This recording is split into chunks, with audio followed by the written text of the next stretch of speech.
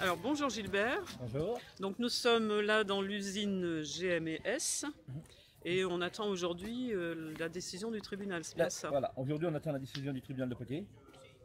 Ce qu'on a appris, le peu qu'on a appris, 120 personnes qui vont rester, et puis tout le reste malheureusement à la lourde. D'accord. On va être lourdé. Et là, moi j'ai entendu à la radio ce matin qui disait que ça serait une liquidation mais avec continuation Oui, d'activité. avec une reprise des continuations d'activité. Alors ça veut dire quoi concrètement? Ça veut dire que va y avoir 120 personnes qui vont rester sur le site. Mhm. La production va continuer à travailler ce qui reste à faire et puis dans l'avenir, ça pénalisera et puis ça finira. Parce Ça finira de mourir à petit feu. Voilà. 120 personnes, c'est pas viable. Nous, Non. c'est tout ce qu'on dit. Oui, oui. Et en plus, une liquidation, si on continue l'activité, comment on peut dire qu'il y a liquidation? Voilà, c'est ça le problème. Et alors après, les personnes s'il y a liquidation, va y avoir liquidation, c'est certain. Oui. C'est-à-dire que les personnes qui vont rester, comment ça va se passer? Ils vont repartir à zéro. Moi ou mes collègues, moi ça fait 35 ans. Si aujourd'hui le PDG, si c'est Martineau qui nous prend, lui va dire bon voilà, aujourd'hui vous avez 35 ans, vous allez revenir à zéro. D'accord. Zéro année. Vous repartez comme si vous aviez 2 jours de société, un jour. Voilà, donc au SMIC. Au SMIC, allez voilà, terminé. Et vous aurez une indemnité de licenciement, enfin même pas de licenciement, parce que vous n'allez pas être licencié. Ils ne vont pas être licenciés. Ceux qui sont licenciés, ils auront une prime de licenciement. Ouais. Ceux qui ne sont pas, ils vont repartir à zéro. Comme si ça faisait 40 ans, les gars qui sont là. Donc tout ce que vous avez acquis, ça sera perdu. Ça sera tombé à l'eau. Ou alors que vraiment, s'il y a encore un bon Dieu, que nos acquis soient gardés. Mais à mon avis, ça m'étonnera. Oui, parce que sinon, ils ne mettraient pas une liquidation. Ils ne mettraient pas une liquidation. Oui, c'est intentionnel le fait. Voilà, c'est bien sûr, c'est intentionnel. D'accord. Voilà. Ok. Donc là, tous les gens qui travaillent ici, qui vont se retrouver au chômage, que ça va être quoi leur vie après? Comme malheureusement, ce que je disais, malheureusement, il y a des personnels qui sont hautement qualifiés, d'autres qualifiés, d'autres un peu moins, d'autres il y a des opérateurs qui sont moins qualifiés, des personnes qui ça fait, je dis, 35 ou 40 ans que sont là. Malheureusement, pour certaines personnes, ce sera, ce que j'ai dit l'autre jour à des médias, ce sera très très très dur. Oui, parce qu'ils ont aussi des familles, ils ont des crédits sur le dos, des choses comme ça. Ils ont travaillé toute leur vie, un peu comme moi, dans la société. Moi, j'ai un poste un peu spécial. Je bricole beaucoup, je travaille, j'ai d'autres cordes à mon arc, mais bon, mais enfin, quand même. Nul n'est irremplaçable, mais voilà, mais bon, ce que je disais, pour certaines personnes, ce sera très dur. D'accord. Bon, je vous remercie. Vous avez autre chose à rajouter? Non, pas pour le moment, c'est quelque chose. Ok, voilà. Merci beaucoup, merci. Bon courage. Alors, bonjour Jean-Marc, c'est ça? Oui. Là, vous attendez la décision du tribunal. Voilà. Donc, qu'est-ce que vous pensez là actuellement? Ce qu'on pense actuellement, qu'est-ce qu'on pense avec tout ce qu'on a fait depuis le début, en arrivé là, c'est un peu déplorable et désastreux. On sait qu'il y a une offre qui est déposée, mais malheureusement, qu'il y a 120 salariés repris sur 277. Qu'est-ce qu'on peut penser? Penser qu'il y a eu de la casse, qu'on va essayer encore d'améliorer ça, mais que voilà quoi. Et les constructeurs avaient décidé de notre mort, ils nous ont mis à moitié à mal, voilà. Plus qu'à moitié à mal. Oui, d'accord. Et là, j'ai entendu qu'il parlait de liquidation avec continuation de l'activité. Concrètement, ça veut dire quoi? Alors, liquidation avec poursuite d'activité, c'est pour permettre de faire fonctionner les assurances, les AGS, pour le paiement des salaires, parce qu'il faut savoir, c'est que le salaire du mois de juin était couvert par la région, mais malheureusement, M. Gladel s'est servi dedans de 150 000 € pour payer la SCI, les patrons voyous qui nous ont fait une SCI sur la reprise précédente. Donc il a préféré payer des patrons voyous que de payer les salariés. Payer déjà ceux qui ont déjà de l'argent plutôt que payer ceux qui n'en ont pas. Voilà. Ce qui fait que maintenant on se retrouve devant le mur et le tribunal ne peut que prononcer une liquidation ou une liquidation avec poursuite d'activité si ici il y a un éventuel repreneur. Chose qui est actée, il y a un repreneur, donc on va voir la suite. Donc pour ceux qui vont rester, s'il y a continuation d'activité, comment ça va se passer? Leur salaire sera diminué par exemple? Alors ça c'est une autre, ça va être un autre combat. Déjà, dans un premier temps, ce qu'on veut, nous, c'est essayer d'améliorer l'offre. On va déjà prendre les choses dans l'ordre. Donc on sait qu'il lui, il veut que 120 salariés. Nous, on voit, et aussi on pratique même leurs chiffres. C'est-à-dire qu'un salarié doit produire 150 000 euros de chiffre d'affaires. On s'aperçoit que ça ne tient pas et que les 120 salariés qui resteront sur le site sont en incapacité de produire le peu de chiffre d'affaires qui reste déjà sur le site. Donc déjà, il y a cette marche-là à franchir. En plus, on sait qu'il va avoir des accompagnements pendant un certain temps pour justement limiter sa perte au niveau de la baisse de chiffre, le temps que le chiffre monte. Donc on estime que les salariés peuvent en bénéficier aussi et qu'on peut en garder encore plus sur le site, parce que vu qu'il va avoir des subventions pour perdurer cette période-là. Donc ça, c'est la première bataille. La deuxième bataille, c'est qu'on sait qu'il y aura de la casse maintenant, on en est bien conscient, et ils nous l'ont bien fait comprendre. Donc nous, ce qu'on veut, c'est que les salariés ne partent pas après 30 ans, 35 ans, à 5 ans de la retraite, 10 ans de la retraite, parce que la moyenne d'âge ici c'est 50 ans, avec juste une petite légale, et puis dans un secteur comme la Creuse, pour trouver du travail, ça risque d'être très compliqué pour eux. Donc nous, ce qu'on veut, c'est qu'ils aient ce qu'on appelle une supralégale. Moi, ce que j'appellerais, c'est une indemnisation pour préjudice, parce que les constructeurs nous ont mis à mal pendant des mois, et nous ont massacré la gueule. Physiquement, on est fatigué, et donc on demande ça, c'est un préjudice. Et on demande aux constructeurs de nous payer une supralégale. Ça, c'est un deuxième point. D'accord. Et vous avez une idée du chiffre que vous pourriez demander ou pas encore? Ben nous, le premier chiffre qu'on leur a demandé, étant donné qu'ils considèrent qu'un salarié produit 150 000 euros de chiffre d'affaires, eh ben on a dit c'est un an, eh ben c'est notre base. D'accord. Voilà. Okay. Donc un seul salarié produit 150 000 euros de chiffre d'affaires par an. Oui, si on compare à votre salaire. C'est pas la même chose. Mais c'est comme ça qu'ils calculent pour garder le nombre de salariés par rapport au chiffre d'affaires. Donc voilà, on part sur cette base. Bah oui, c'est normal. Oui. Voilà. C'est leur base à eux, donc vous la gardez. Bah oui, c'est les bonnes. C'est logique. Ok. Vous avez quelque chose à rajouter? Rien. Non. On attend. D'accord. Voilà. Bah là, je vais attendre avec vous. Bah, je vous remercie, Jean-Marc. Bonne journée. Bonne journée. Merci. Bonjour Yann. Salut. Donc là, on est à l'intérieur de l'usine GMS, que vous prendrez un petit peu des photos tout à l'heure. Et donc, qu'est-ce que tu as à dire, toi, par rapport à ce qui se passe? Je te laisse la parole libre. Qu'est-ce que j'ai à dire? J'ai à dire qu'il y en a marre, quoi. Il y en a plein le cul. Ça fait des années qu'on subit la casse de nos emplois dans notre boîte, là. Ça a commencé, je dirais, vraisemblablement en 2009. Enfin 2009-2006 même, avec des redressements judiciaires, des pertes de chiffre d'affaires, parce qu'en plus de perdre des copains qui sont bons, qui sont licenciés, les constructeurs s'arrangent toujours pour diminuer notre chiffre d'affaires. D'accord. Et là, je crois que depuis 7 mois, c'est la pire des batailles qu'on ait menées, puisqu'on a fait des actions qui sont exemplaires, je dirais exemplaires, parce qu'il n'y a jamais eu de casse. On a bloqué l'Arc de Triomphe, on a bloqué les Champs-Élysées, on a secoué les usines PSA et Renault, ça s'est toujours très bien passé. On a bloqué une autoroute à 20 pendant plus de 7 heures. On s'aperçoit qu'il y a des petites choses qui ont bougé. Il y a eu très souvent des réunions à Bercy, alors sous l'ancien gouvernement et le nouveau. Mais je pense qu'en fin de compte que c'est les deux mêmes. Oui, c'est pareil. Pour moi, il n'y a pas de différence. Je crois que l'industrie s'en fout. En tous les cas, dans nos territoires et dans nos petits départements, qu'il y en ait ou qu'il n'y en ait pas, ça n'a pas l'air de les choquer plus que ça. Et là, on nous annonce hier qu'il y a une reprise de 120 salariés sur le site de la Souterraine, alors qu'il y a encore 5-6 ans, on n'était pas loin des 500. D'accord, oui, quand même. Donc il faut arrêter de se foutre de la gueule du monde, quoi. Il y en a marre. Ce que je peux dire, c'est que nous, on va se battre, on va se serrer les coudes, parce qu'il y a eu la bataille d'avant, il y a la bataille d'aujourd'hui, par contre, il va y avoir une bataille demain.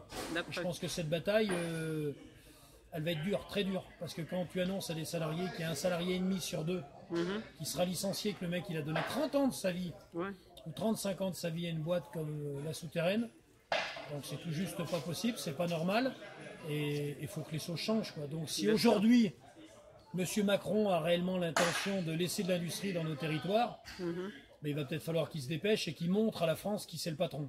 Est-ce que c'est les patrons du 440 qui gouvernent? Est-ce que c'est Monsieur Carlos Ghosn et Carlos Tavares? Ou est-ce que c'est lui? Parce que c'est juste une histoire de volonté. Il suffit simplement qu'il pousse et il peut ramener 15 millions d'euros sans aucun problème. Oui, c'est pas et beaucoup. on peut très très bien garder 240 à 250 salariés. C'est juste une histoire de volonté. D'accord. Voilà. Mais peut-être qu'en fin de compte, il sera comme les autres présidents qu'on a eus. Hein. Il ne fera pas plus d'efforts.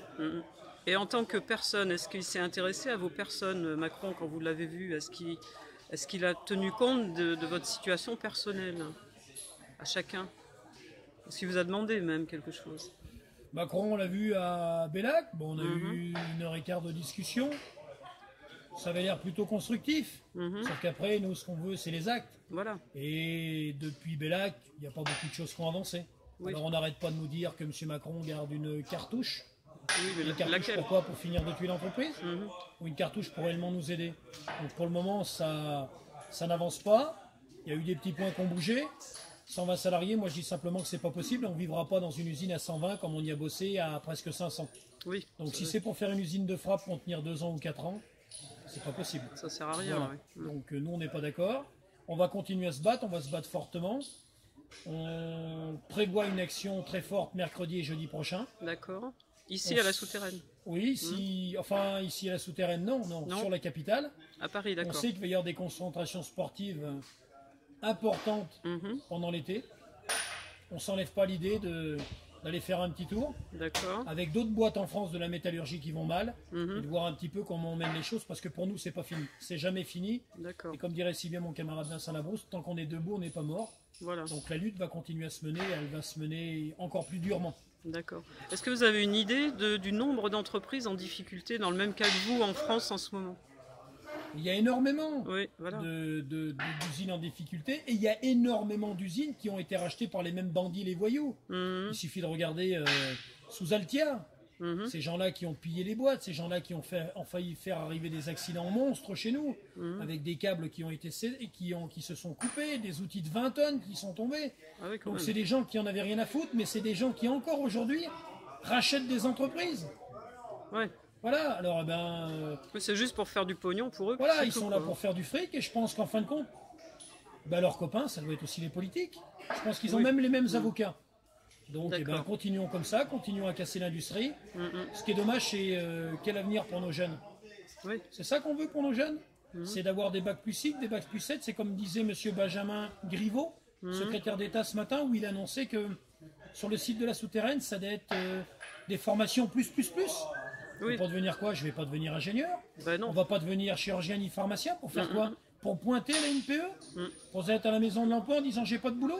Faut arrêter de rêver, monsieur Griveaux. Venez en Creuse, venez voir ce que c'est la réalité des choses. On n'est pas à Paris, on n'est pas à Toulouse, on n'est pas à Lyon. Il n'y a pas de travail. Voilà. Et le peu de boulot qu'il aurait pu y avoir, Ils l'ont c'est fait. nos anciens copains qui nous l'ont pris, et qui nous l'ont pris sous les autres redressements judiciaires.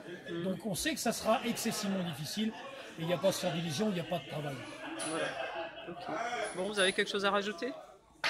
On va se serrer les coudes, et puis on va taper partout, on va pouvoir taper. On demande simplement, nous, c'est de travailler. On ne demande pas la charité, on demande du travail pour nourrir nos familles. C'est tout ce qu'on demande. Et d'être payé correctement. D'être payé, d'être respecté.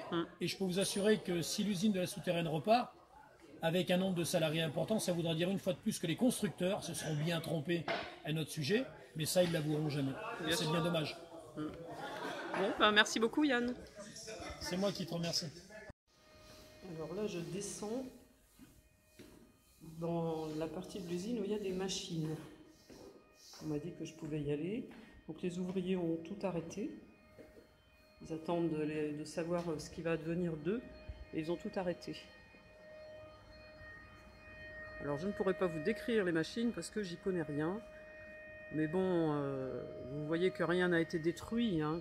Ils avaient détruit une seule machine pour montrer leur désarroi, mais tout est intact.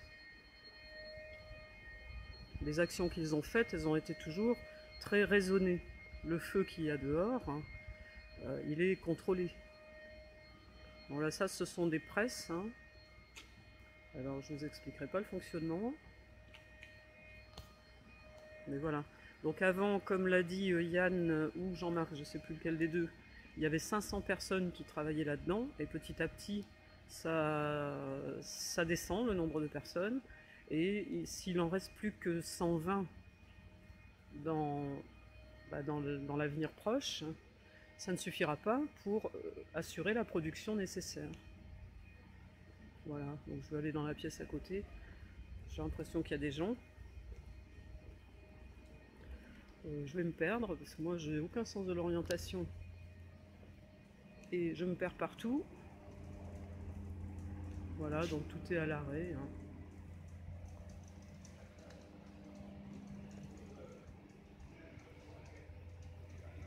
Voilà, il y a des gens là-bas, je ne vais pas aller les déranger. Voilà.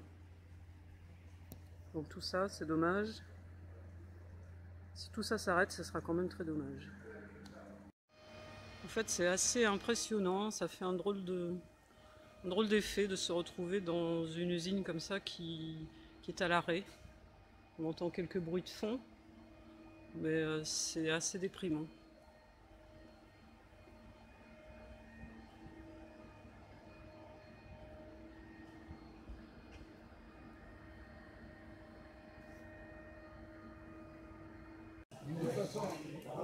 L'ascenseur que j'ai eu au tribunal de commerce, le tribunal de commerce donc pendant un quart d'heure, pour que les salariés aient l'info avant la presse.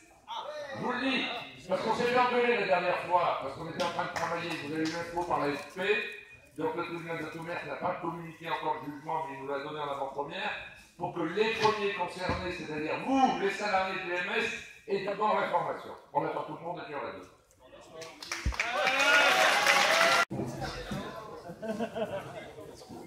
On peut y aller? Tout le monde est là? Oui. Bon, on a eu la décision donc, du tribunal de commerce qui va être rendue publique dans quelques minutes.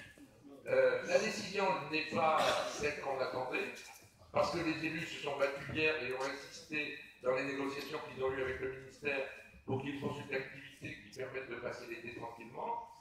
Le tribunal de commerce a décidé de prononcer la liquidation judiciaire. Pour nous, ce n'est pas une surprise. On s'est battu sur les principes pour qu'il n'y ait pas de liquidation judiciaire, mais on savait que compte tenu des difficultés de trésorerie et de la nécessité de faire la paye du mois de juin et que l'assurance garantie des salaires prenne le relais, on allait quasi inéluctablement vers une liquidation judiciaire. Mais dans le cadre d'une liquidation judiciaire, il peut y avoir une poursuite d'activité. Il peut y avoir une poursuite d'activité pour une première période de 3 mois, qui peut être également prolongée jusqu'à 6 mois, c'est-à-dire 3 mois de plus. La décision qu'a prise ce matin le tribunal de commerce n'est pas tout à fait celle qu'on attendait, puisque le tribunal de commerce se contente, prononce la liquidation judiciaire, mais ordonne une poursuite d'activité jusqu'au 21 juillet, c'est-à-dire c'est seulement 3 semaines. D'ailleurs, vous remarquerez que ça coïncide à peu près avec ce qu'a dit le ministre qui s'est exprimé ce matin sur les radios. 3 semaines, c'est pas beaucoup. Cette poursuite d'activité peut cependant être prolongée une nouvelle fois, et on sait que dans votre dossier, dans votre affaire, il y a toujours des rebondissements. Ça peut toujours être prolongé une nouvelle fois pour une période de 3 mois. Le 17 à 10 h aura lieu une audience au tribunal de commerce de Poitiers, le 17 juillet. Et c'est 17 juillet que le tribunal de commerce de Poitiers va statuer sur les offres, ou l'offre, puisqu'après tout il pourrait y avoir d'autres offres un peu rêvées, les offres qui vont être formulées, notamment sur l'offre de GMD. Alors aujourd'hui, pour moi, enfin pour moi, pour nous, c'est pour les élus, je suis le porte-parole de ce que vous vivez. Il y a 2 objectifs. Le premier objectif, c'est vis-à-vis de GMD. Celui-là, il ne faut pas qu'on perde de vue. C'est d'obtenir GMD qu'il améliore son offre, parce qu'une offre peut être améliorée jusqu'à 2 jours avant l'audience. C'est-à-dire qu'il améliore l'offre en termes de nombre d'emplois repris. Et rien n'est perdu. Tant que le 17, le 15 juillet ou 14 juillet n'est pas là, rien n'est perdu pour vous. Si on pousse fort, on peut encore faire bouger les choses. Et le deuxième objectif, et là c'est la discussion avec les pouvoirs publics, c'est de faire en sorte que ceux qui resteraient sur le carreau une fois la session réalisée, soient indemnisés des blessures qu'ils subissent. Ça veut dire perçoivent une indemnité supralégale, bien sûr, et des mesures du plan de suppression d'emploi, appelons un chat, qui serait mise en œuvre cette fois par l'administrateur, qui va donc revenir et puis retravailler cette question. Et là, la bataille est entière. Si on reprend l'histoire, en décembre, Peugeot avait décidé de tuer GMS, pardon, j'anticipe. GMS en coupant les vivres et ils ne voulaient rien faire. Vous vous êtes battus, et pendant 8 mois, vous avez obtenu la survie du site. C'est pas merveilleux, à 120, j'en conviens. Mais c'est une victoire pour vous, moi j'en ai vraiment la conviction. Si rien n'avait été fait en janvier ou février, les choses auraient été réglées et l'usine aurait été fermée. Donc vous avez déjà gagné 120 postes. À vous de pousser plus fort pour que le gain soit plus important, d'une part en termes de nombre de postes, et surtout que cette négociation que dans des conditions particulièrement difficiles, vos élus ont initié à Paris, se poursuivent, parce que faut trouver des sous pour payer la super légale. Les choses sont claires, mais cet argent, il existe notamment dans les poches des constructeurs. Pardonnez-moi, qui est responsable de la situation actuelle sur le site de la souterraine? Il y a des responsables antérieurs, je pense aux gens d'Altia qui ont véritablement pillé le site, il y a des responsables au niveau de vos dirigeants au cours des 2 dernières années, mais c'est surtout ceux qui étaient vos patrons, parce que quand on est à 60% client d'une entreprise, on n'est plus un client, on est un patron. Donc ceux qui effectivement ont poussé GMS dans cette situation, c'est les constructeurs, et je crois que les constructeurs, il faut qu'ils comprennent qu'il est nécessaire et indispensable de mettre la main à la poche pour indemniser les blessés qui resteront sur le carreau.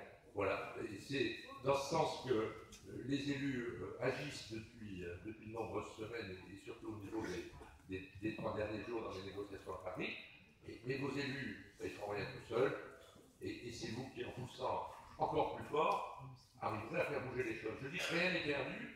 Je disais, on est dans la dernière ligne droite, mais pas tout à fait. On est dans le dernier virage, il y aura encore une grande ligne droite, et j'ai la conviction que si les salariés de GMS continuent avec détermination et sans se laisser fatiguer, parce que c'était leur stratégie jusqu'à présent. Moi, le sentiment que j'ai, c'est que pendant 8 mois, on a essayé de se dire, ils vont bien lâcher, ils vont bien se fatiguer, ils vont bien s'épuiser.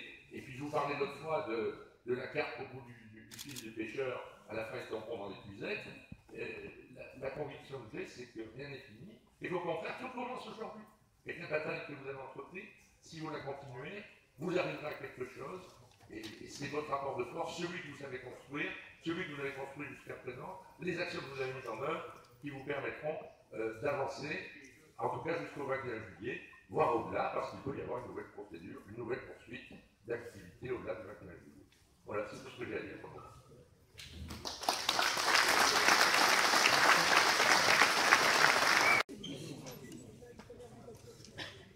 Là, cette première action, ça renforce un petit peu ce qui s'est fait hier, donc aujourd'hui on est liquidé. Il y a une poursuite d'activité. Ça ne va pas nous mettre la tête sous l'eau plus qu'on l'a déjà. Je crois qu'on va continuer à se serrer les coudes. On va se les serrer encore bien plus fort qu'on se les serrait, dire simplement que, comme le disait notre camarade Jean-Louis, la sortie du virage, on va sortir comme une balle. Donc on ne lâchera rien. 120, c'est beaucoup trop peu. On sait très bien que ce site de la souterraine ne vivra pas. Il n'y aura pas une pérennité sur les années qui vont venir en étant à 120. Donc je pense sincèrement que l'offre de la reprise de poste peut aller bien au-delà de 120. Il y aura des moyens, on va taper sur l'État, on va taper sur les constructeurs, on ne va rien lâcher. Il faut penser aussi aux gens qui partiront. Il est hors de question que les gens partent une main devant, une main derrière. On est en Creuse, on n'est pas à Lyon, on n'est pas à Toulouse, on n'est pas dans la région parisienne, il n'y a rien. Et peu d'emplois qu'il y avait, malheureusement, ils ont été déjà pris par nos collègues qui ont subi des relations judiciaires depuis de nombreuses années. Donc quand on entend Benjamin Griveaux, le secrétaire d'État, qui nous explique qu'il va y avoir des formations plus. On ne va pas faire de 157 familles, de 157 salariés, des ingénieurs, des professeurs, des énarques. On est en Creuse. Les mecs qui ont des diplômes en Creuse, ils n'ont pas de travail, on voit bien dans les grandes villes. Donc on ne va pas tous pointer en étant ingénieur devant les NPE, c'est fini ça. Nous, ce qu'on demande simplement, c'est que l'État assume ses responsabilités et qu'elle tape un peu sur les constructeurs. Alors on aimerait savoir aujourd'hui, c'est qui commande. Est-ce que c'est le président de la République, M. Macron, ou est-ce que c'est les deux Carlones qui sont aux commandes de la France? Et on aimerait bien aussi que dans nos départements et dans nos régions et nos territoires, on garde un petit peu d'industrie. parce que là ça commence à bien faire. Ça fait 12 ans qu'on nous tape sur la gueule, ça fait 12 ans que les constructeurs nous expliquent qu'en étant moins de salariés, ça ira mieux demain, sauf qu'en étant moins de salariés, ils vous suppriment aussi un petit peu de chiffre d'affaires. Donc aujourd'hui ça va bien, on va continuer à se battre, on va attendre que les 2-3 copains qui étaient à Limoges arrivent, on va discuter, on va se faire ménager ensemble, et on va se serrer les coudes. Parce que tant qu'on est debout, on n'est pas mort, et je pense qu'il y a encore des choses à jouer. La bataille, je dis bien mes collègues, qui va être la plus dure, mais qui sera certainement la plus belle pour nous, c'est celle qui arrive. Il y a 3 semaines, on va se battre comme c'est dingue, on va taper partout, et puis il n'y a pas de raison, ça doit forcément évoluer. Parce que vous savez tous aussi bien que moi, qu'une usine de cette taille avec 120 salariés, ça n'existe pas. Ce n'est pas pérenne. Donc on va se battre jusqu'au bout, on va aussi secouer M. Martineau, parce que M. Martineau est très certainement un industriel, mais il est aussi quelqu'un de très rusé. Donc on va lui expliquer que sa reprise à 120, ça ne nous convient pas, et qu'il y a moyen de faire autre chose. Il y a aussi des équipementiers rappelés comme Forestia, Plasticomium, JTEC, il y a des choses à faire.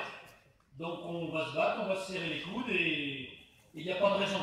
On va pas partir avec 5 francs 6 sous, hein. Leur histoire de 30 000 euros, là, il faut arrêter les conneries. On avait dit que c'était soit 40 millions d'euros de chiffre d'affaires pour garder 240, 250 personnes. Et je pense sincèrement qu'il y avait les moyens de pousser, et on poussera dans cette lignée. Si aujourd'hui on n'est pas capable de nous donner du chiffre d'affaires pour garder nos emplois, eh bien écoutez, on divise 40 millions par 277, on prend 155 millions d'euros, 155 000 euros chacun et on s'en va. Mais nous, c'est pas le but. On est dans un département on a l'intention qu'il continue à vivre. Je voudrais aussi que la Vienne se secoue et parce que malheureusement, dans les licenciés, il n'y aura pas que des creusois, quoi. Malheureusement. Donc il faut qu'on se batte tous ensemble et qu'on continue à taper parce qu'il y a encore des choses à gagner et rien n'est fini. Rien n'est joué. Voilà, merci à tous les salariés, merci aux 4 copains et à la copine qui sont restés 3 jours à Paris. Et je sais que ça a été loin d'être simple pour eux, mais c'est pas fini. Hein. C'est pas fini, vous allez voir. Je pense qu'on leur réserve encore de très belles surprises. Et je peux vous garantir que ça va taper très, très fort. Merci à vous tous.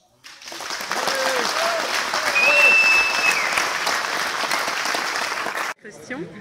Alors, je vais vous laisser dire juste ce que vous pensez de la situation et de ce que le tribunal a décidé. Ben, la situation, elle n'est pas brillante.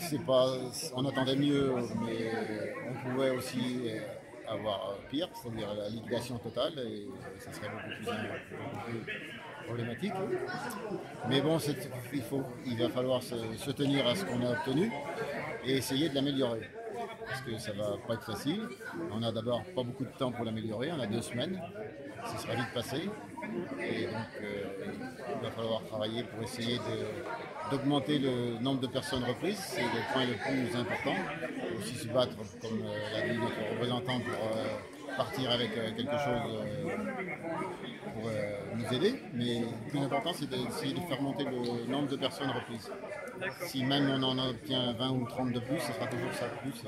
Parce qu'avec 120 personnes, le souci c'est est-ce que l'entreprise sera viable. Voilà, ça c'était votre principal argument, que 120 ça suffit pas pour faire le travail. Il faudrait un minimum de 180 à 200 personnes pour qu'on soit à peu près sûr de pouvoir s'en sortir.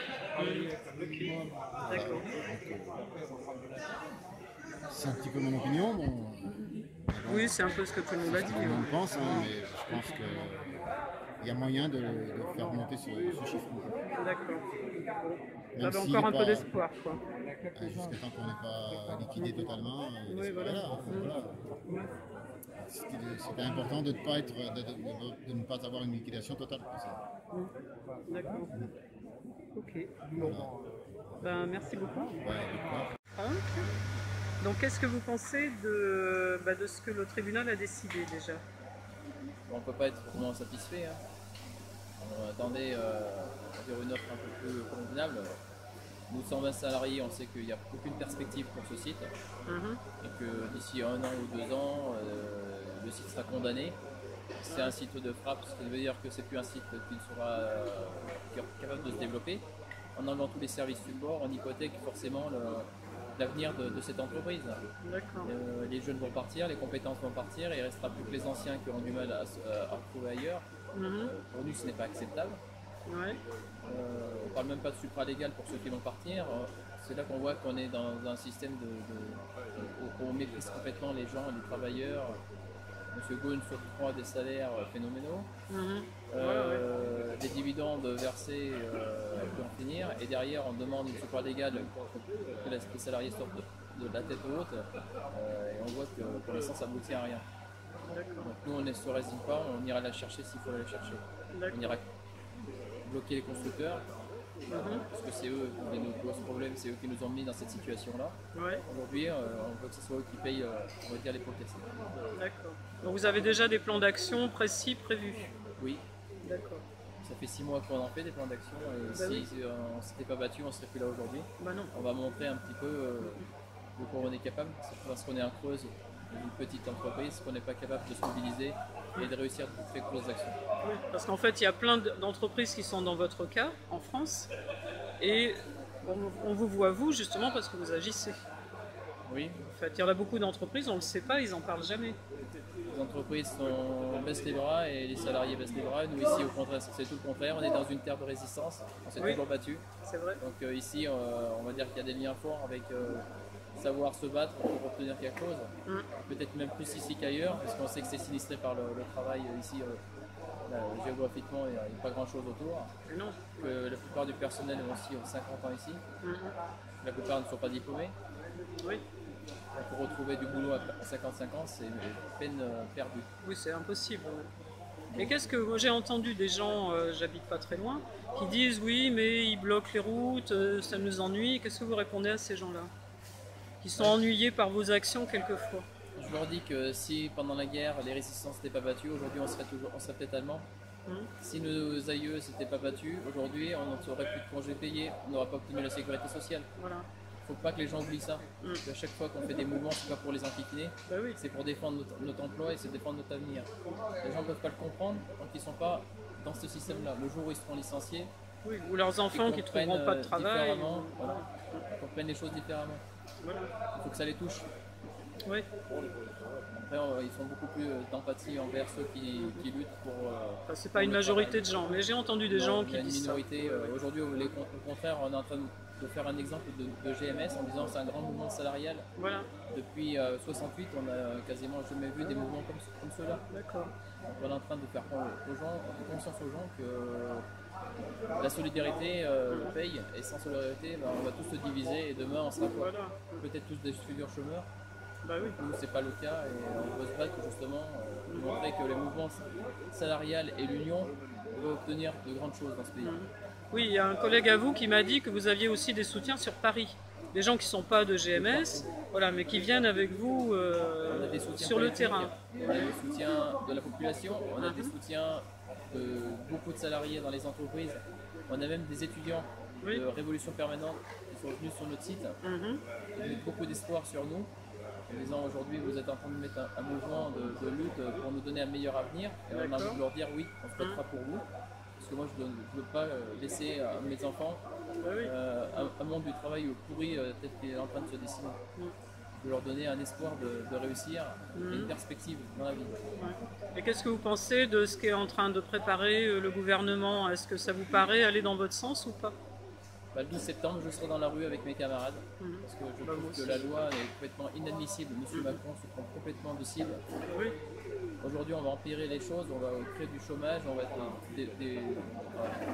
on connaîtra plus les diplômes.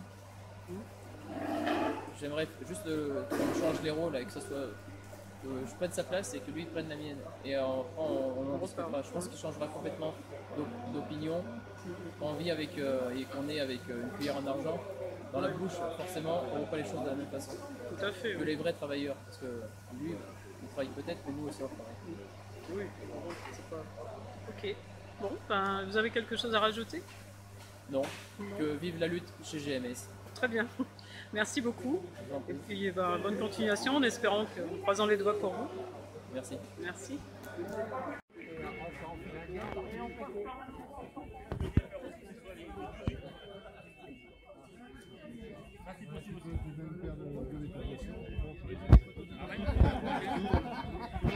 Ça y est, ça bouchonne.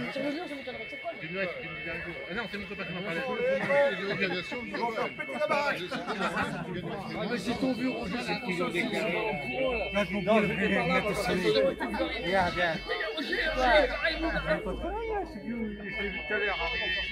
Tout ça, c'est... Déjà, t'arrives par là.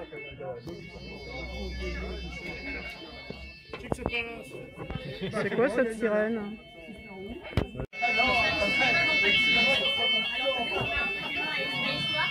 Au boulot! Ma bouche, au boulot!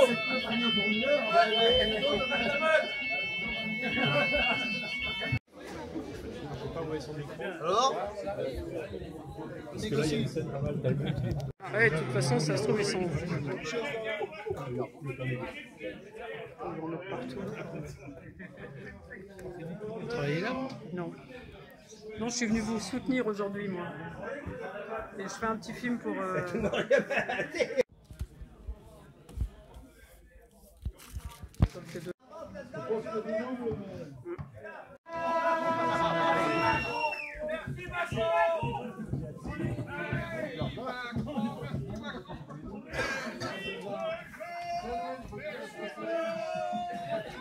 Qu'est-ce qu'on va dire? Ils sont en seconde descendante là-bas. Ils vont te... L'accompagnement, ouais, d'accord. Non, c'est bon.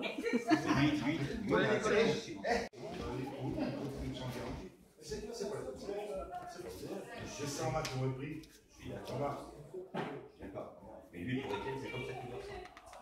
Préparez votre entretien. Ah mais j'ai discuté une fois, d'après, j'ai discuté avec lui. L'autre fois, il est revenu, j'ai discuté avec lui. Hier soir, il était malade. Mais il ne prend qu'une décision, putain de merde. Il prend D'accord, ouais, c'est bon. de l'État. Il y a une Non, moi j'ai dit ça. Il y a une Ah mais moi je crois qu'il achète. Ça va pas, il achète. Il va.